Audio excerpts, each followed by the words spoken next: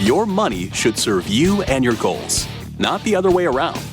At Eastern Planning Incorporated, we want to ensure your dreams are within reach, and this starts with a smart financial plan.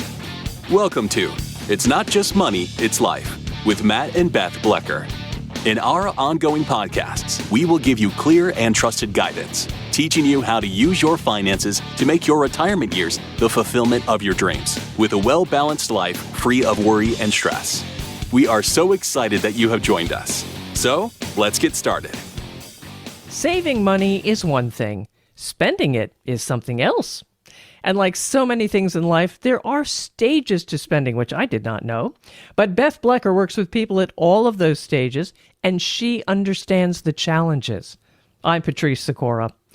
All right, Beth, can savers and spenders find common ground, or are they just two different types of people?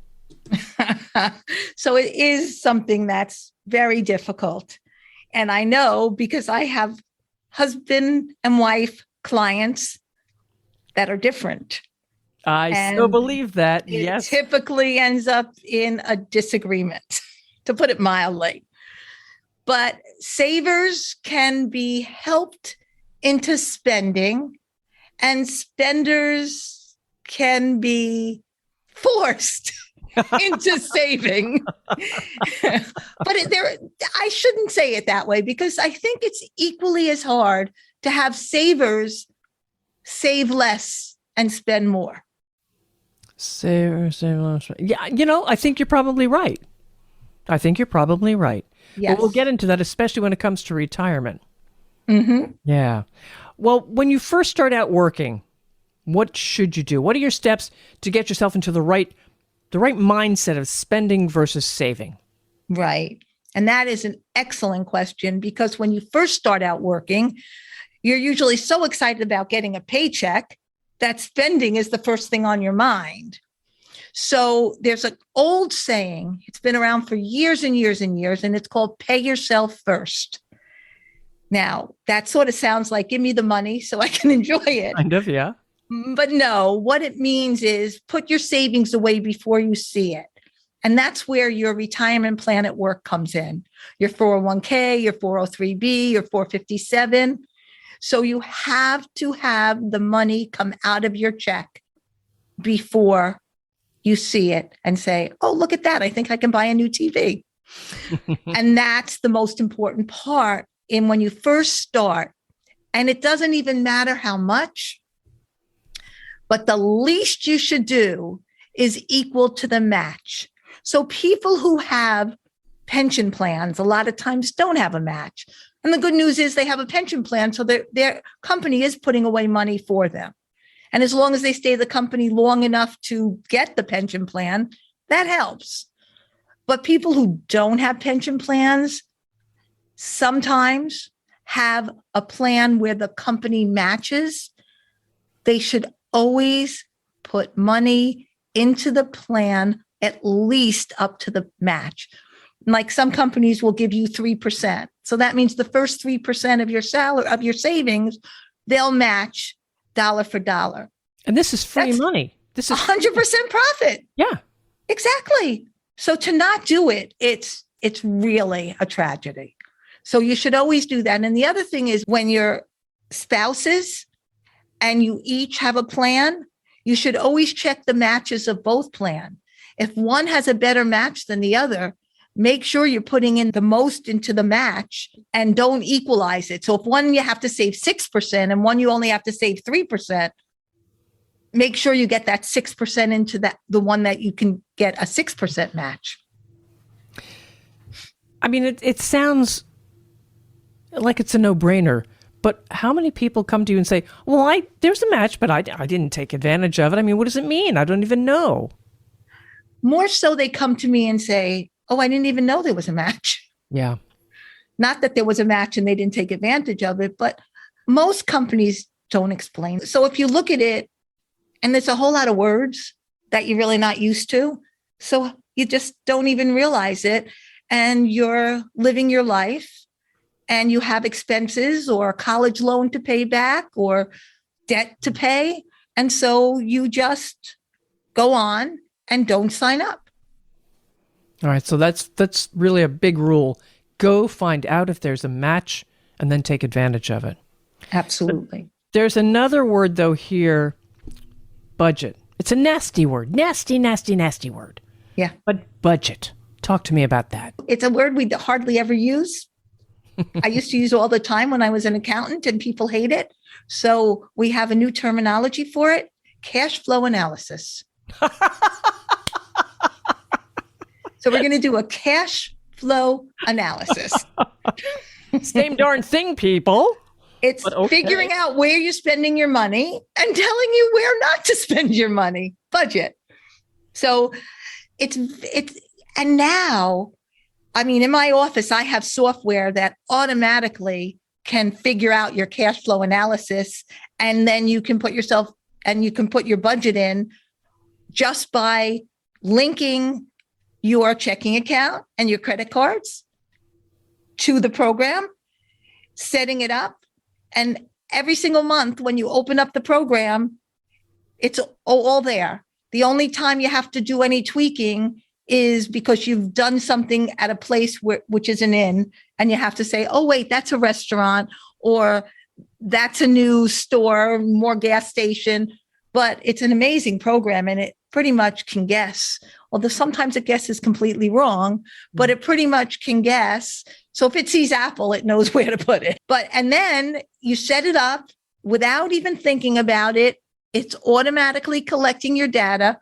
In the very beginning, we set up the program to put in the budget by looking back 3 months, 6 months, and getting a feel. And then we set up the budget. And for my younger clients, it's a budget to see how we can save money. And for my older clients, it's a budget to see how we can spend money.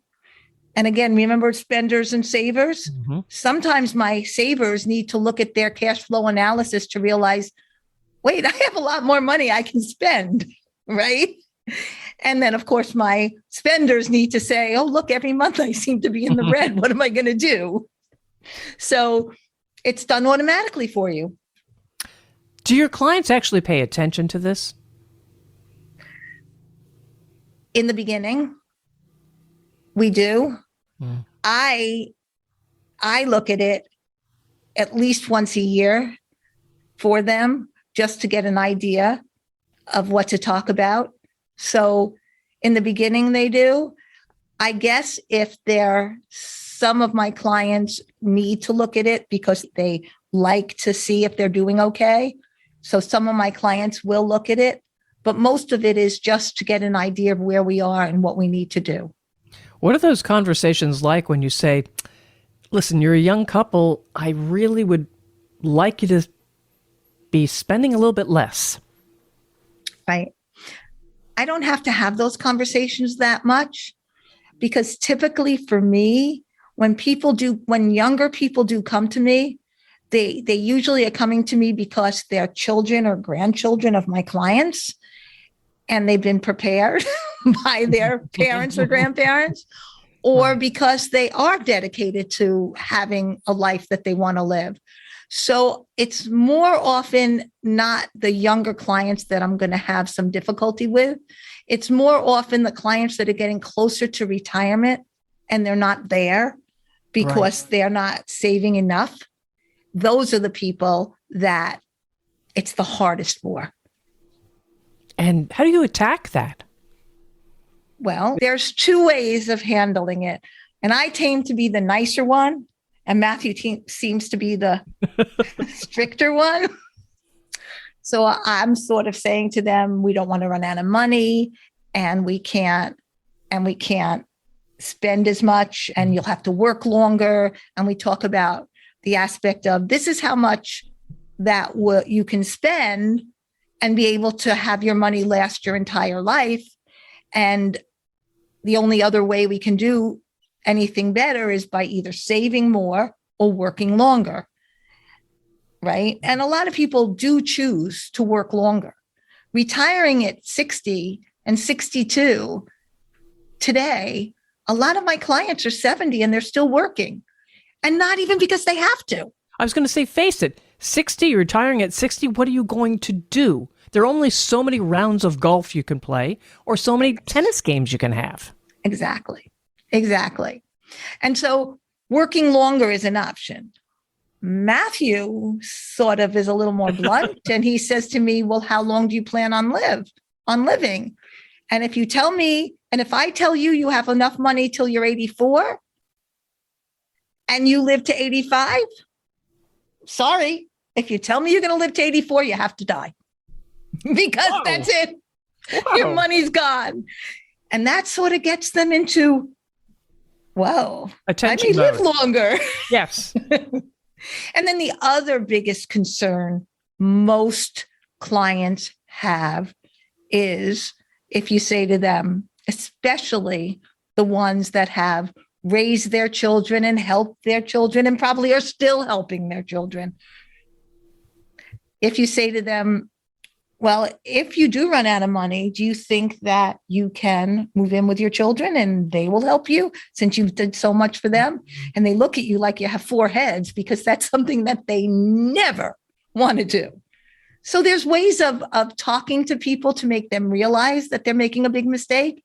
And usually by talking to them like that and making them realize, it gives them the incentive to save more and or work longer. All right, let's go back to the younger folks here. They've started out there, they're working, and then they get a raise. They get a better job. They start making more money.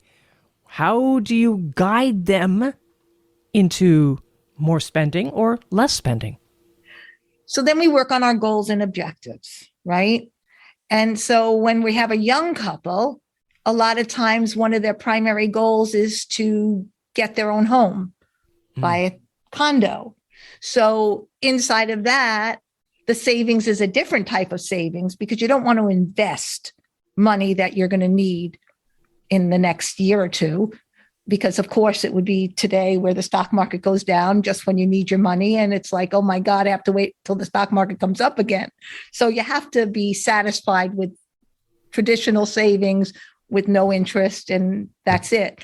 But we work on a goal. What kind of place do you want to buy? How much do you need for a down payment? And then we look at the what ifs in mortgages. So what if interest rates are 4 and you need a $200,000 mortgage? Look at that payment. How are you going to afford that? Well, maybe we need to save a little bit more so that you only need a $175,000 mortgage. So we have to do a lot of what ifs. And if the goal is big enough, usually they're willing to make the sacrifice of the saving. All right. So they also have fewer obligations, maybe no student loans if they've paid them off? Or if their parents paid them. Or if their parents. There is that too. But then that comes with an obligation to itself, the parent. Absolutely. All right. Absolutely. Now, you're keeping up your savings for retirement. You're doing everything that Beth tells you to do. We're gonna do this. We're gonna save our money. We're gonna budget. We're gonna do properly things here. But that makes life like meh. What about enjoying life? And even it's the title of the podcast, but that's in essence what my whole book is about. It's not just money, it's life. Right. So that's why you need to have a budget and you need to have a plan and you need to have your goals and objectives.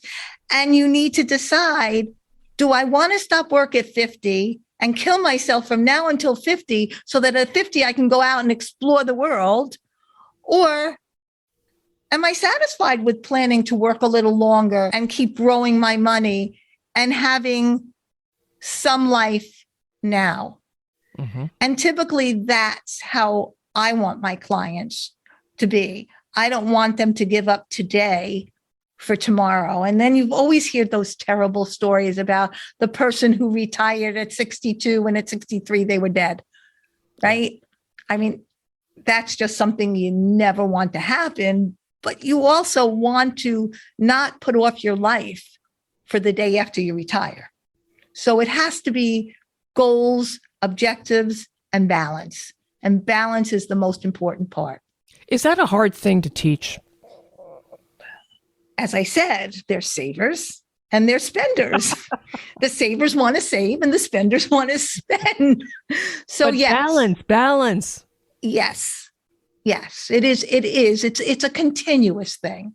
So and even when they're retired, and I say to clients, well, I mean, this is a story in my book, but I had one client who was going to be a big age and she wanted to celebrate and she wanted to go on a trip with her children, but her children really couldn't afford the trip. And that's what she really wanted. And I said to her, so buy yourself a present. And she said, well, what should I buy myself? I said, you should buy yourself the trip for your children. Pay for your children to go on the trip with you. And then all of a sudden their busy schedules will open up for a free trip and they'll come with you and you'll have a great time. I can't afford that. And I showed her how her savings account was growing every month, because she isn't spending the amount of money she's getting every month. And I said, look at your savings account. There's enough money in your savings account to pay for the trip and still have an emergency fund. And she did it. And it was the best thing she ever did. And her children still talk about it.